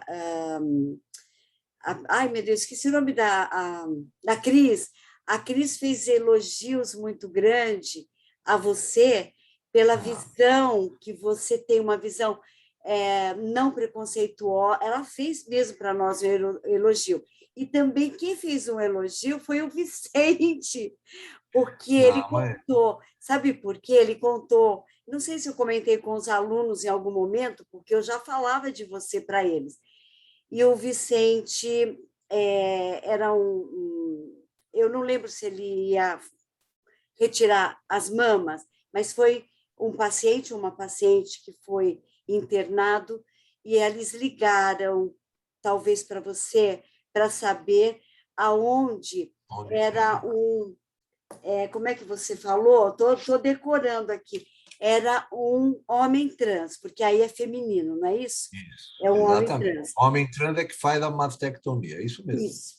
Então, você perguntaram aonde que deveria ser internada, na ala masculina ou feminina. E você falou na ala masculina. Masculina. Na É ala homem, masculina. óbvio. Então, nós assim... E o Vicente contou para mim essa história. Ele falou, olha, o Érico resolveu muito simples. Na ala Dentro da masculina. minha cabeça, eu não tenho dúvida. O cara se enxerga como homem, vai fazer cirurgia, vai internar, você vai criar mais constrangimento, mais infelicidade. Bom, eu recebi elogio do Vicente e da Cristina, eles são meus amigos, são muito suspeitos, são muito queridos. Você falou por que eu comecei nessa área. Então, eu vou pegar, acho que o próprio exemplo do Vicente, que ele vai permitir que eu conte. Ele foi o primeiro cara a começar a fazer para a gente as mastectomias nesses homens trans. O Vicente, para quem não sabe, é o chefe da cirurgia de mama aqui no hospital, não plástica, de mama. E quem que ele opera? Basicamente, pacientes que têm neoplasia de mama, mulheres com neoplasia de mama. Quando eu comecei a falar para ele, ó, vai ter que fazer, vamos fazer, Vicentão e tal, que ele foi super aberto, falou, vamos fazer. Ele falou, pô, mas na minha cabeça é duro, eu estou cansado, as mulheradas choram porque vai tirar a mama que está com câncer, agora eu vou começar a tirar a mama sadia. Falei, vamos, Vicente. E ele foi numa boa, fez um monte, não fez uma ou duas, fez um monte para a gente.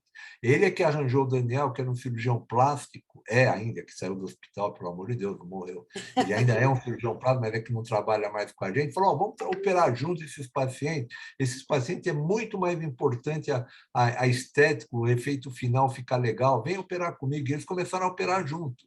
Então, veja, como o Vicente, ele não escolheu isso. Isso, entre aspas, caiu e ele é uma mão na roda. E hoje ele treina outras pessoas para fazerem isso, porque é óbvio que está cada vez mais, infelizmente, cada vez mais se tem mais câncer de mama. A gente não pode ocupar um profissional desse gabarito para fazer esse tipo de cirurgia, que, segundo eles, eu não sou cirurgião, é muito fácil.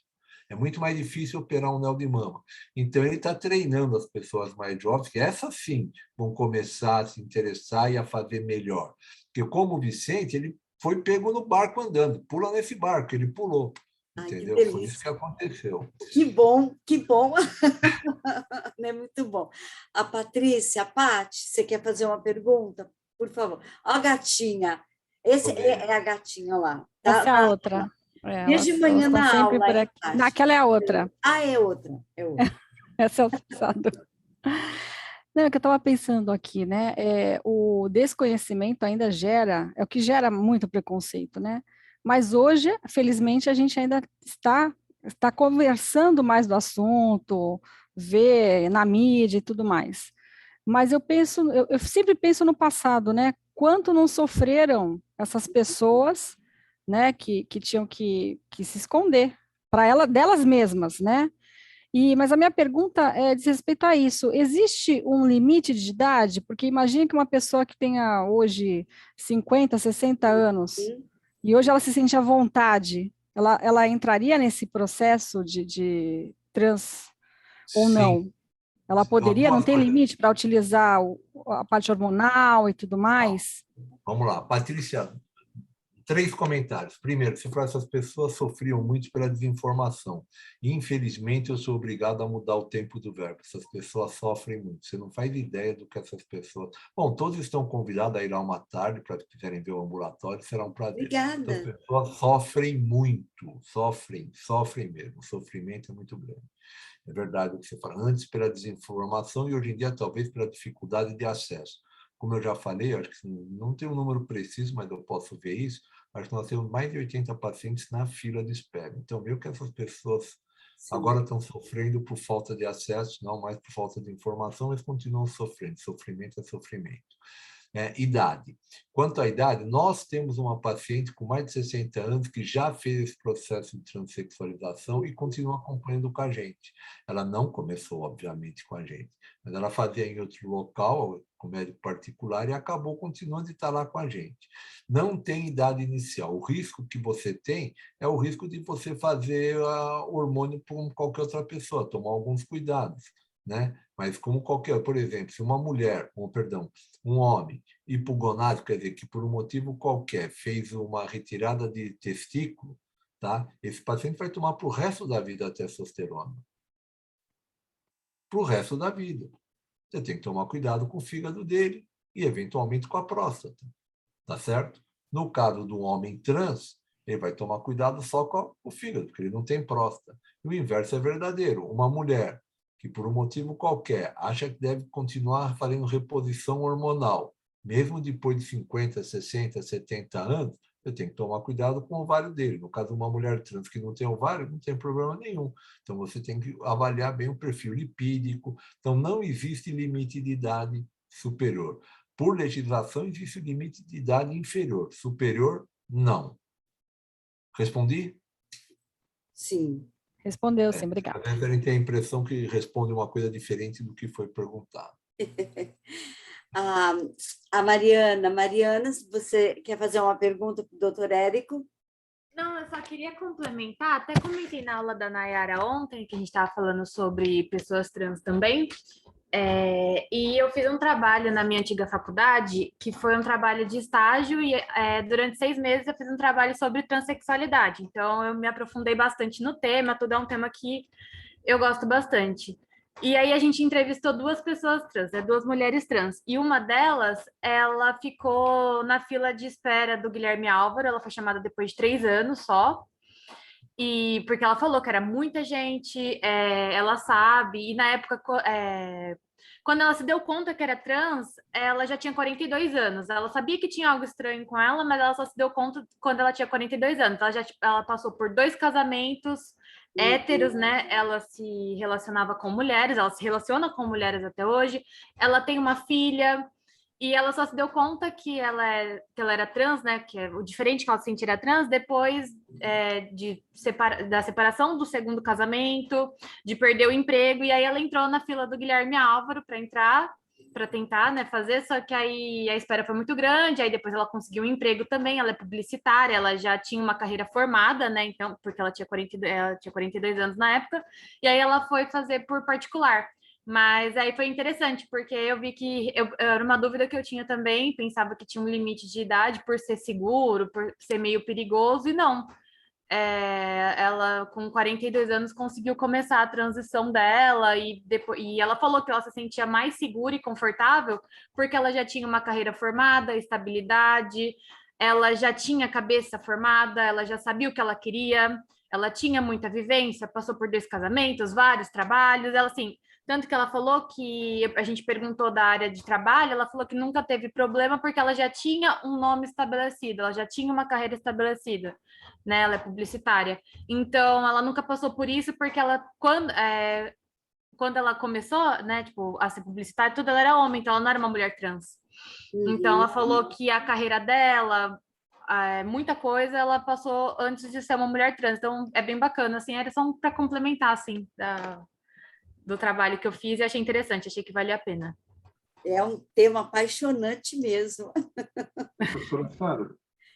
Sim, Hércules. Então, eu gostaria de levantar uma questão, aquela que nós já tínhamos conversado, né?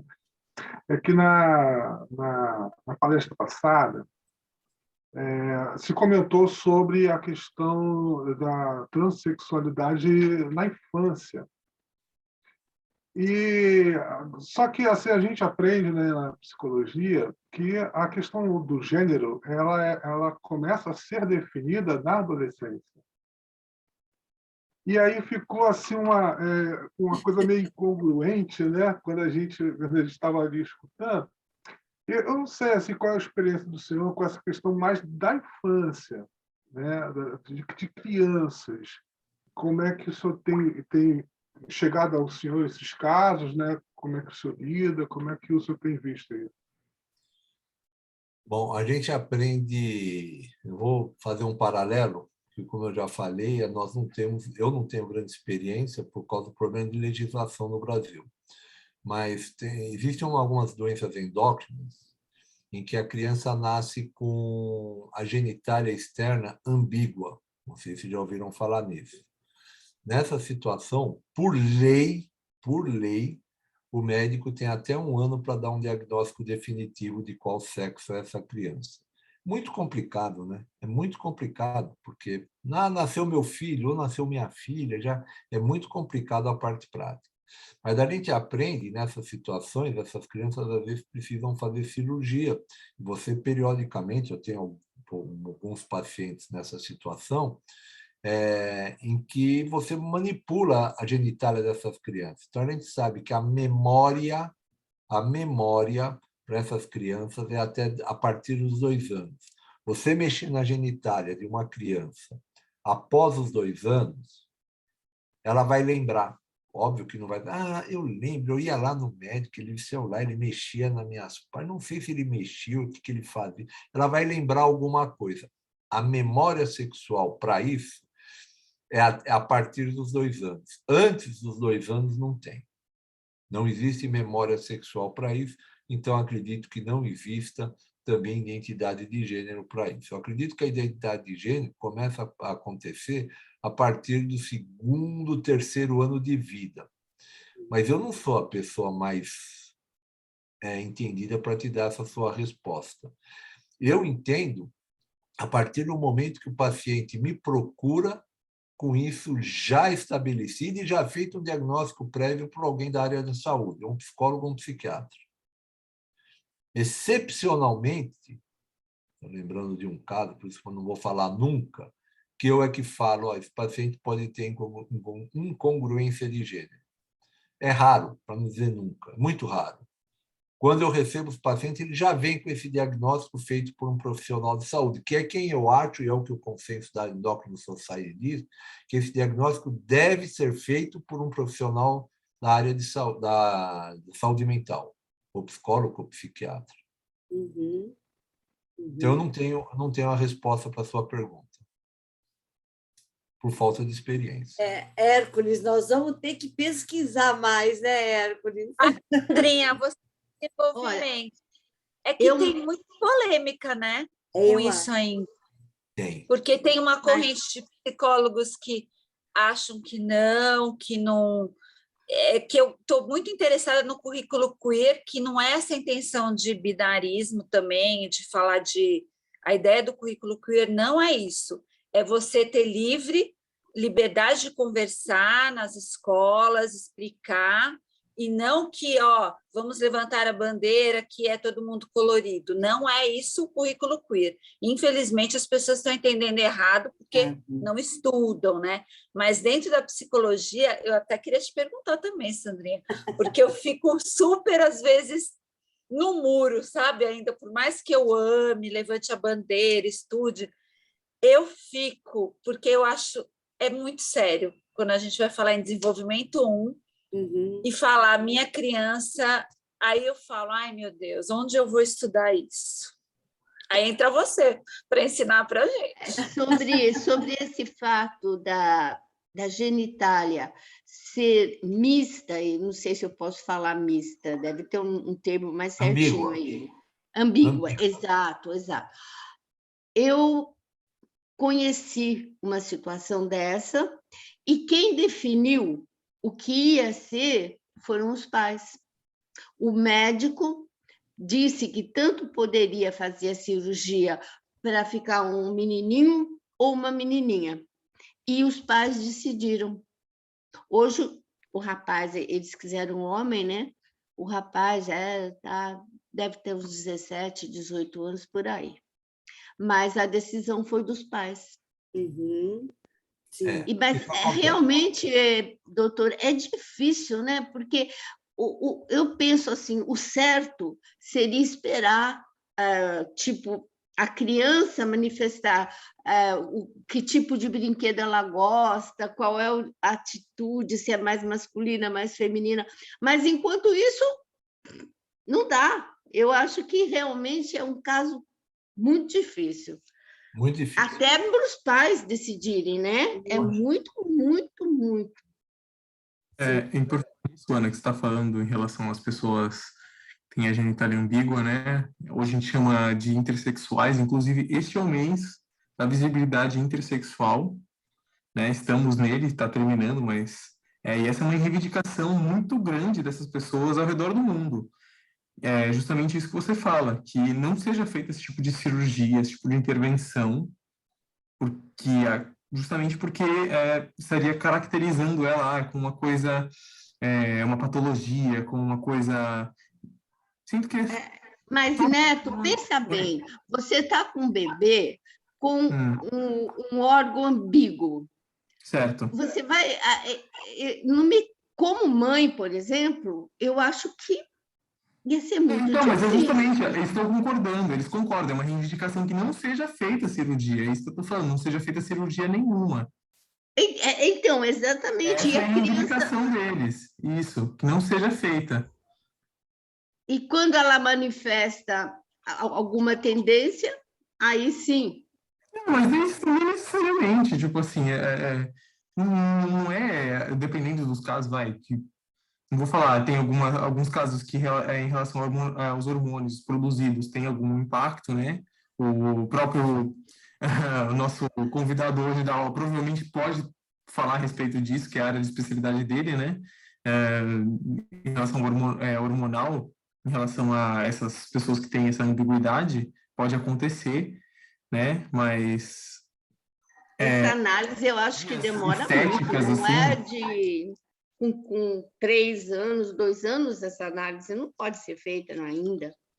então, eu tô falando em relação a essas pessoas, e o que acontece é que a real é que tem muitas pessoas que, na realidade, crescem e depois elas vão descobrir, nossa, olha só, eu sou uma pessoa intersexo, me fizeram cirurgias ainda muito novo na vida, muito nova na vida, e muitas pessoas sentem essa incongruência, digamos assim, que estamos discutindo aqui, como uma pessoa trans sente também. Às vezes fala assim, nossa, olha, eu tenho esse órgão aqui, mas na realidade, às vezes a pessoa descobre que eu tenho acesso a alguns materiais que eu posso mandar para vocês depois. Eu posso até comentar a nossa pesquisa, não era Não é fácil. não era a nosso target aqui, né? Nosso alvo a respeito, mas é uma realidade. Tipo, as pessoas passam por coisas semelhantes, assim, nesses casos, né? É uma pergunta, Neto?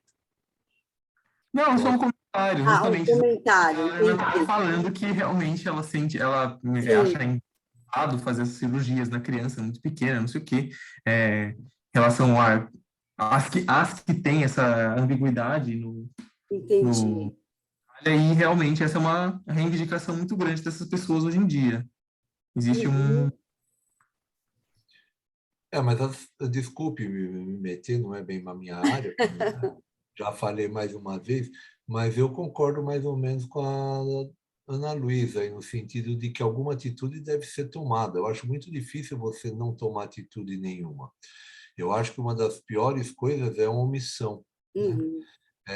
No caso de uma criança que nasce com genitália ambígua, às vezes você demora para fazer esse diagnóstico, mas essa criança já está sendo criada como menina, então os pais acabam optando por ser uma menina. Se essa criança está sendo criada ou desejada, se for o caso, como menino, você acaba optando. Existem situações médicas em que você realmente pode fazer essa opção.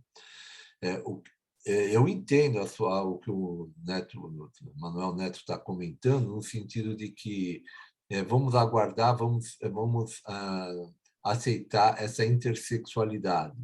Eu entendo, eu concordo e eu respeito a posição dele. Só não concordo em não tomar atitude nenhuma, ficar esperando. Esperando o quê? Sim. Porque às vezes essa pessoa pode até ela mesma demorar para se definir, por falta até de conhecimento, de cultura, um monte de Sim. coisa que entra. Então, às vezes, é importante os pais, ou alguém que, né, um médico, a pessoa vai se dar melhor devido à genitália dela, se for feminino, vai estar melhor. Mas eu acho que é uma decisão muito difícil. Eu acho que Uhum. requer um monte de estudo, né? Porque você tem o sexo biológico, você tem o sexo hormonal, você tem o sexo da cabeça biológico, você Isso tem um mesmo. monte de coisa que você vai levar em consideração. Então, alguma atitude, eu, Érico, não como médico, eu como pessoa, se Deus, né, me livre, mas se tivesse alguma de tomar a decisão, eu tomaria uma decisão, correndo o risco de tomar uma decisão errada. Mas Sim. tomaria decisão, omissão não. Uhum. Não sei se eu me expressei bem. Não, mas acho que é isso mesmo. E nós temos os aspectos físicos, psíquicos, emocionais, envolvidos em todo esse processo, biológicos, né? O metabólicos, enfim. E eu acho que essa nova geração de psicólogos, eles estão acompanhando, eu vejo como uma evolução, né? De nós podermos estar tratando de um tema que ainda é um tabu para algumas pessoas, é desconhecido para muitas pessoas, e nós estamos aqui nos atualizando. E é um tema que tem despertado, sim, muito interesse. E que bom que possamos, né, trabalhar com essa população. Gente, Vocês querem fazer mais alguma colocação? Termina. Quer dizer, nós ficaríamos aqui num sarau, né, muito gostoso. Mas é sexta-feira, sextou, então temos aí um feriado estendido, então acho que nós vamos liberar também o doutor Érico. Tá bom? Então, mais uma vez, doutor Érico, nossa, estamos todos muito agradecidos, aceitamos o seu convite para depois no presencial, quem sabe um dia pudermos conhecer, Conhecer né? o nosso serviço lá. Serão muito bem-vindos. Doutora, aceita a gente? Nós agradecemos muito também, em nome da classe. Eu também já quero fazer estágio lá. Olá. Muito agradecida. A estágio eu não posso prometer, eu prometi uma visita. Mas era o que a gente queria. Não vale, Sandrinha, fala, vai. Sabe por O senhor quê? não disse que tem gente na fila? A gente ia diminuir essa fila. É porque, sabe por Faz quê? fila também de espera. Dá vontade mesmo, eu sei que tem muitas pessoas que gostariam, mas é um hospital do Estado e tem umas regras para serem seguidas, e eu entendo perfeitamente. Mas quem sabe, se vocês forem fazer o aprimoramento, porque tem as psicólogas e tem o, não é? E então, para entrar no hospital do Estado, né, tem um caminho, né, diferente de um hospital particular, né? Mas nós iríamos adorar, até eu estaria me candidatando. Mas a gente começa fazendo primeiro uma visita para nós conhecermos, né, o serviço. Tá Serão bom? muito bem-vindos, todos e todas. Muito obrigado pela oportunidade, Sandra. Muito Obrigada a obrigado, você. gostei muito. Me coloco à disposição lá no Guilherme Álvaro. A Sandra tem meus contatos, não tem Sim. problema nenhum no que eu puder ajudar. Muito obrigado pela oportunidade de discutir com todos e um bom vinho para quem gosta de vinho, um bom vinho para quem gosta de vinho, uma cervejinha para quem gosta de cerveja, que é sexta-feira. É Vamos ter isso. 4 dias de feriado, vamos aproveitar, né, pessoal? Vamos Muito sim. agradecida, Então, muito agradecida. obrigada, gente. Boa noite. Obrigada pela presença gente. de vocês também. E aproveitem. Boa noite, professora. Obrigada, doutora Érico. Boa noite. Tchau, tchau. Boa noite. Prazer. Boa noite, gente. Boa noite. Tchau.